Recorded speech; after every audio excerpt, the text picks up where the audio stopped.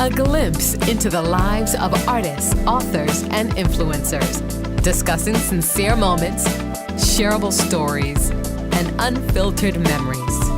Let's take a snapshot with Alisa Turner.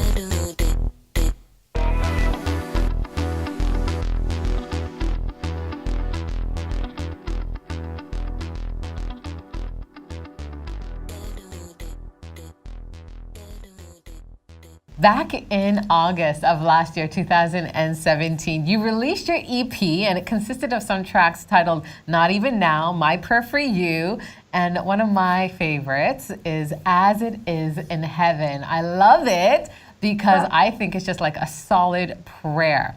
Now, you wrote that song with Michael Farin and James Galbraith. Now, tell us the inspiration behind that song.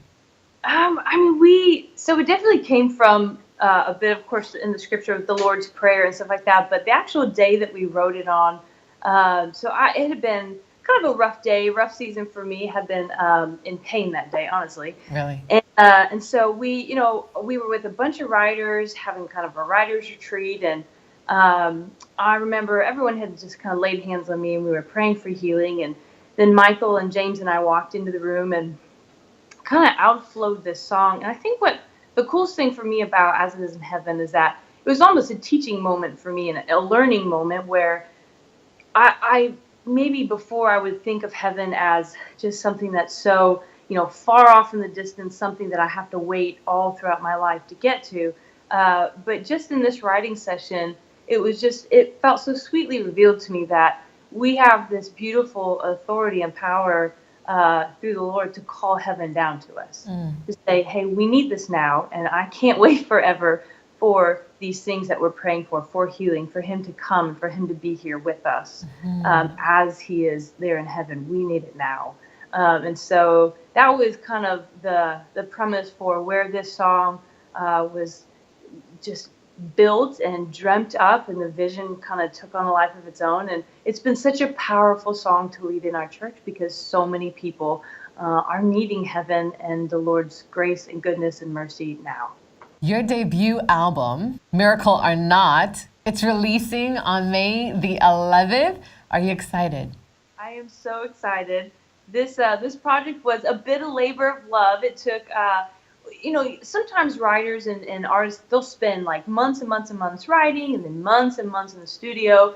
But it was a little last minute at the end of last year where the label was like, you know what, through this winter season, let's just go ahead and knock out a full-length album. And I was like, oh boy, we don't have a lot of time. Right.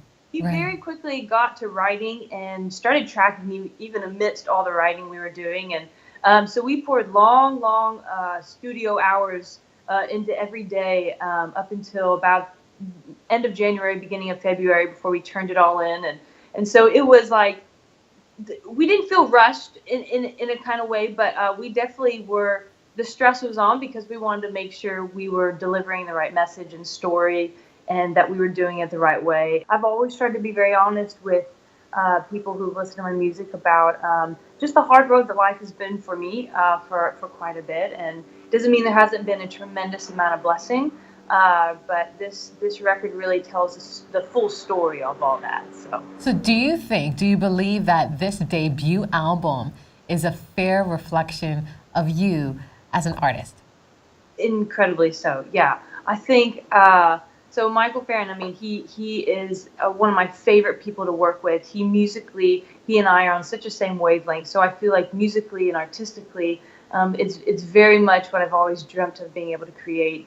And I was surrounded by writers and even my team at the label who were so encouraging of, look, just tell your story. And honestly, my story for a while has been really difficult. And so there's a part of me that has struggled in ways of, like, I don't just want to put out this, life is really hard, but the Lord is good, like these kind of things out there. But they helped me be able to tell it with just such a grace and an honesty, and they've encouraged me not to feel like I have to apologize for the heaviness of it, because it is a heavy record. It does go into the depths of difficult days, of suffering, of loss, of waiting on a miracle and not knowing if the Lord is going to answer that one prayer that you need so badly answered. But it has taught me so much, and it's made my vision so much bigger and my understanding of the Lord and the way that He takes care of us. And that despite whether I am healed, the Lord has done